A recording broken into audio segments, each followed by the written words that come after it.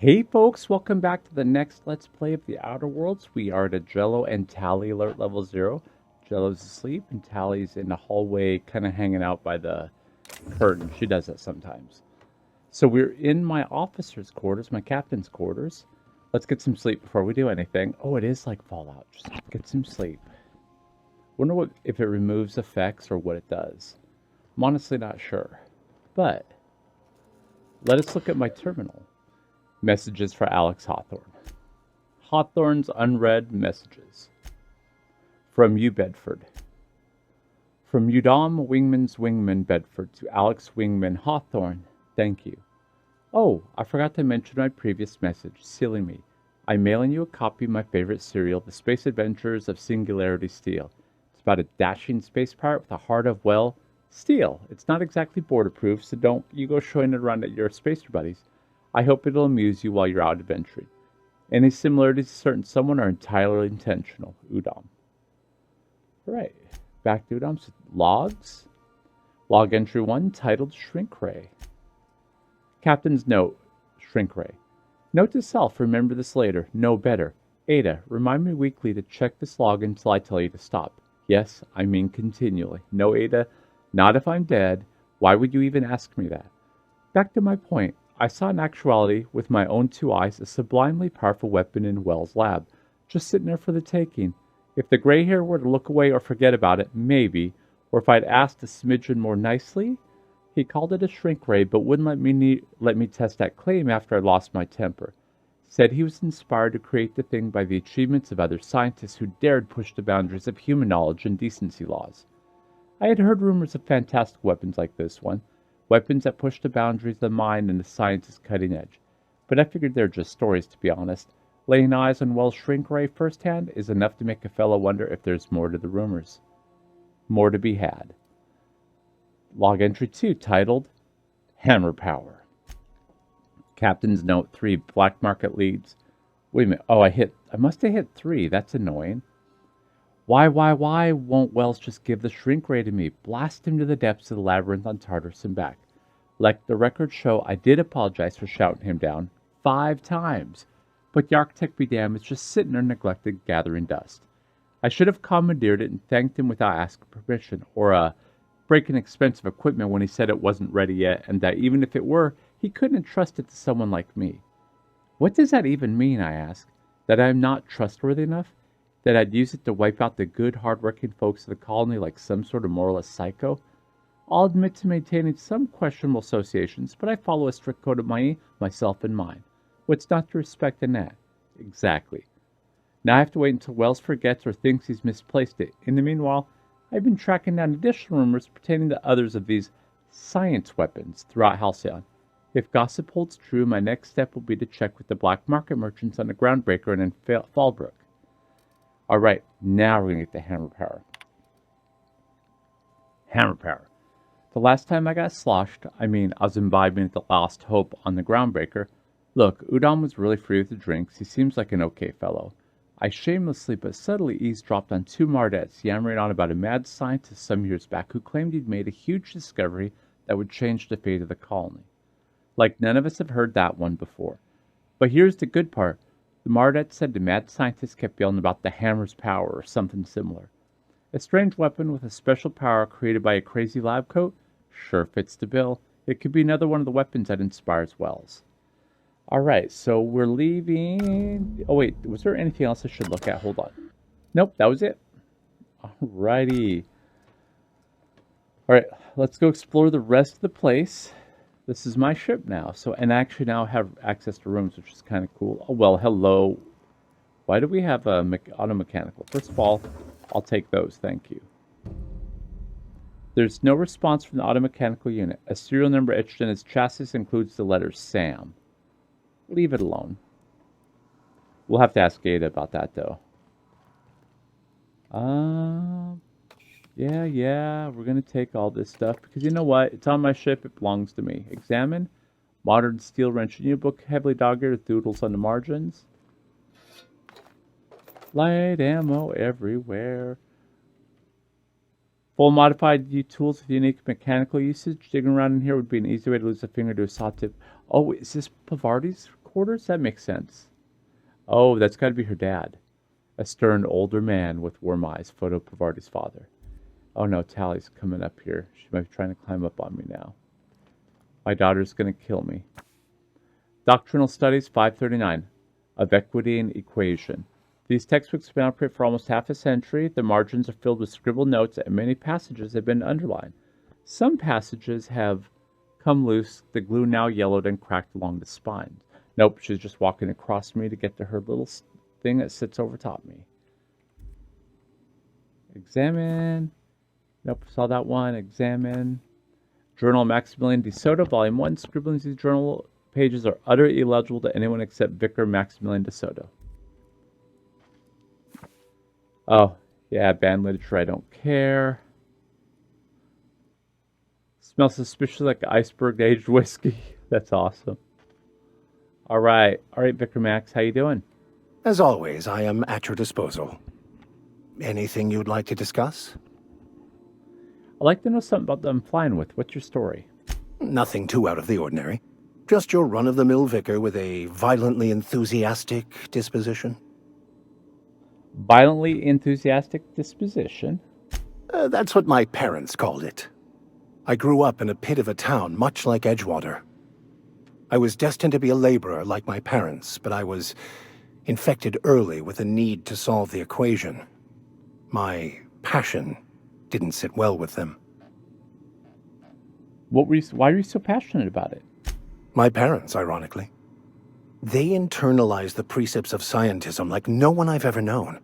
They had a pure faith, a faith that brought joy to them regardless of the situation. I envied that. I wanted that peace. I thought if I became a vicar, I could find it. Or at the very least, find out why I lacked it. But weren't they proud when you became a vicar at least? They thought I was fighting the plan, should have accepted my lot. Some people pursue the clergy for power, prestige, but that was not me. What's this plan you keep talking about? The simple version is this. The force which we call the Grand Architect created the universal equation that underlies and defines everything in the universe. Everything flows from the equation, or in layman's terms, the grand plan. Is the Grand Architect a consciousness? A natural force? Did it create the equation on purpose? The answers to these questions don't really matter.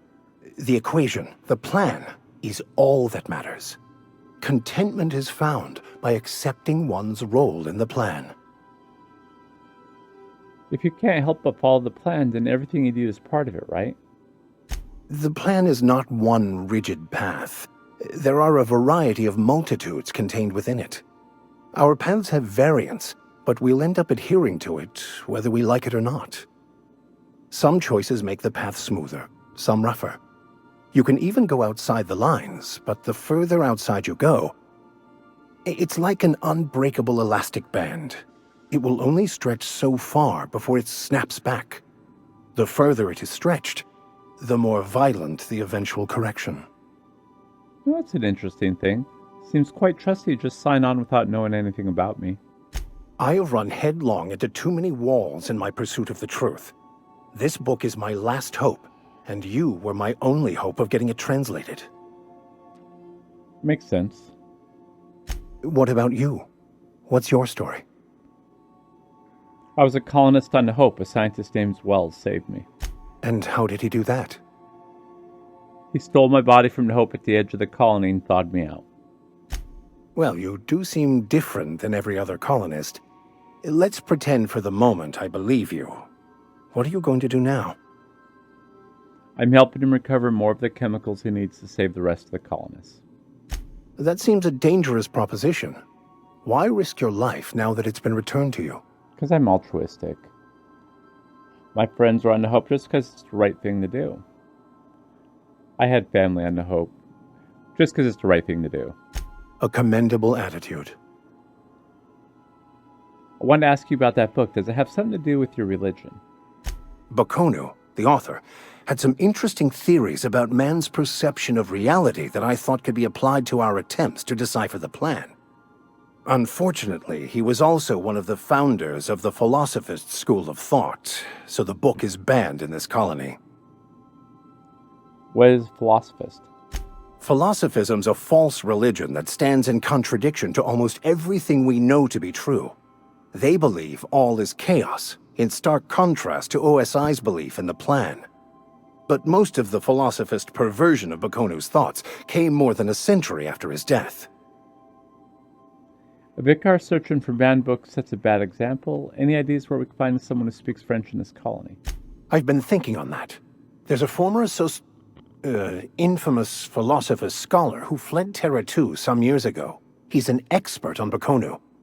He's also who told me of the journal's presence in Emerald Vale. If anyone in this colony could translate that book, it would be him. That sounds like a good lead, but how do we find him? That's a good question. We should start on the Groundbreaker. It's where I'd go if I wanted to get off Terra 2. Great place to pick up a ride to Hephaestus, Scylla, even Monarch. All I need is access to a data cartridge from the security terminal. Their easily hackable system keeps a registry of all crew manifests for both arrivals and departures. How will crew manifest help us track down your scholar friend? I'll comb the last 6 months of departure manifests to track the Philosophist's off-world destination. How is it simple Vicar happens to be such a highly skilled hacker? Before I transferred to Edgewater, I had a wealth of time to develop certain, secular skills during my years serving a particular penitentiary flock. I meditated, led sermons, provided guidance to the inmates as needed, of course. I also played prison yard tossball and taught myself a bit about computronic security systems. I think he went to prison as a hacker and eventually became a vicar. Sounds good. Let's go. Thank you, Captain. This kind of reminds me of the Firefly, though. I don't know. I'm pretty sure that has an influence, but that's just me. Where's my girl? Where's Pavarti? Well, I guess we're just going to go out. She's just hiding out. I don't know why she's going to hang out with me. Alright, let's go to Phineas's lab. We're going to take both, I think. Yes, let's go. Passage to anywhere. Speak to Gladys on the Groundbreaker. Yeah. But do we have any other missions? Hold on. Let's look at the journal. Companion, empty man. Locate security terminal, cleaning machine. Ask Ada about Sammy. Oh, I didn't think about that. I need to do that. But first, we're going to talk to Phineas. Hello? Can you hear me? Does this work? Oh, damn it! Blast, that's loud. I'm listening to Phineas. What are you talking about, buddy? Okay, looking around. It looks like he's by himself, though. That is kind of weird. We're gonna break into this. Great work. Mechanics, overalls. Oh wait, that gives you a tech skill +5. Fantastic. Huh. Okay, nothing else of interest, really? Alright, I guess we're just going up here. We're gonna go see who Phineas is. I'm just securing my ongoing experiments. And securing myself. Mind the mess. I haven't had a visitor since... in fact, I've never had a visitor. That's not true. You had the Hawthorne visited you. Cysty pigs. I assume those were for food. That's just gross. Ugh. Not pleasant sounding at all. Reminder, obscure body in the SK system. Oh, is this my suit? Is this my thing? Hibernation chamber. You spent over 4 decades in space with nothing but technology. It's a little chamber keeping you alive. The rest of your fellow colonists are still trapped in similar chambers. Reviving you from hibernation was my greatest accomplishment. Your odds of survival were a mere 28%. Oh, thank the law. Your skin hasn't spontaneously changed color. Potential side effect of the revival process. Very rare, but you never know. Right. Welcome to my little habitation, such as it is. I've got caffeinoids, cysty bits, if you're into that sort of thing. So, welcome. Make yourself at home. My secret hideout is your secret hideout. For what it's worth, I appreciate you pulling me out of the Hope. Not at all, my intrepid accomplice. I should thank you for tolerating my somewhat brusque manner. I only regret that I couldn't save more of your fellow settlers, what with being hunted by the board, and emptying my supply of necessary chemicals. I want to talk to you about something else. Of course. What's on your mind? There's some reason you're hiding behind bulletproof glass. Oh, it's not you. I do experiments in that room. Some of them get quite scientific. The unexpected is to be treasured, but from a safe distance. Regardless, it's quite comfortable in here, you know. I have my beans, have my caffeinoids, plenty of toilet paper. Got a moment to talk? Absolutely. Let's talk. Have you met my crew yet? No, and I've been trying very hard to avoid making eye contact. Ah, the wanted criminal himself. Pleased to make your acquaintance. Wait, not another word. I don't want to know your name. I don't want to know who you are. Let's just enjoy our plausible deniability while it lasts, shall we? Why don't you just invite the entire colony to my secret, carefully concealed laboratory? It isn't as if I wanted privacy. Relax, they're with me. Show a little hospitality, Phineas. Oh, very well. I can be a little cantankerous when I haven't had my caffeinoids. You have my apologies, and so forth. For what it's worth, I am pleased that you found a crew, such as they are. You're a talented scientist, after all. Our kind has always been incredibly popular. So there was something else I wanted to talk to you. You're right, I'm doing pretty well for myself. Yes, indeed. Well done. Also, you still haven't spontaneously liquefied, which pleases me immensely. Progress.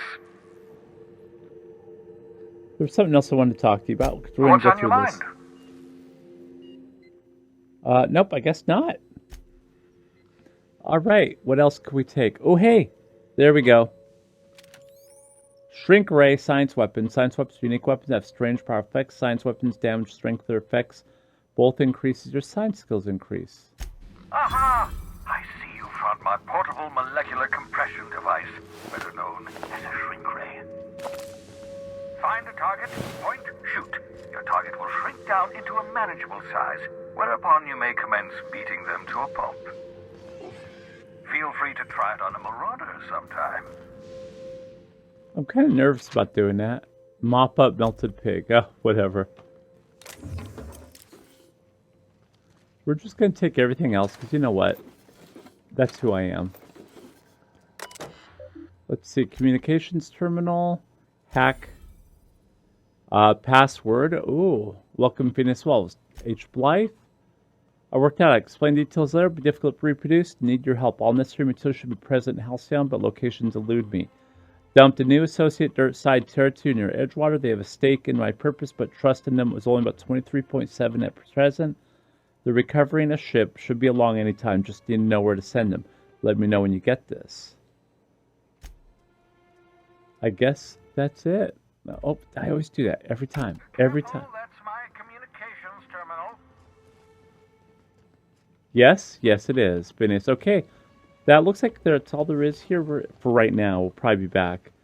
So we're gonna go land on whatever that station name is. I can't remember the name now. I have a horrible memory, like a goldfish.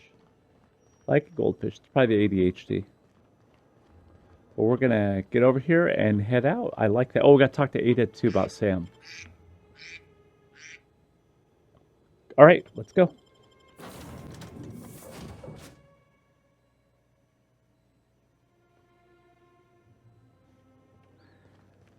Because I want to talk to her now. Groundbreaker, that's what I want to talk to Ada now, because if she sends me on a mission, maybe they'll be at the same spot. Captain. How Hey, can Ada. I be of assistance? All right, know anything about automechanical gathering dust in the janitor's closet? The unit is a cleaning SAM. Hawthorne brought it on board some cycles ago, I'm sure with the intent to modify it, but I've never seen it up and running. Alex likely recorded progress notes detailing his efforts to modify Sam. If you check the terminal in your captain's quarters, we may be able to determine what work remains in order for Sam to properly operate. I think that's good for now because I I request you do think not wake me if I am sleeping upon your return. no, you're my robot. Let's fly to the groundbreaker. Fantastic. Destination reached. The Groundbreaker. And we're going to leave it here, folks. I will see you next time. Oh, wow. Until then, take care.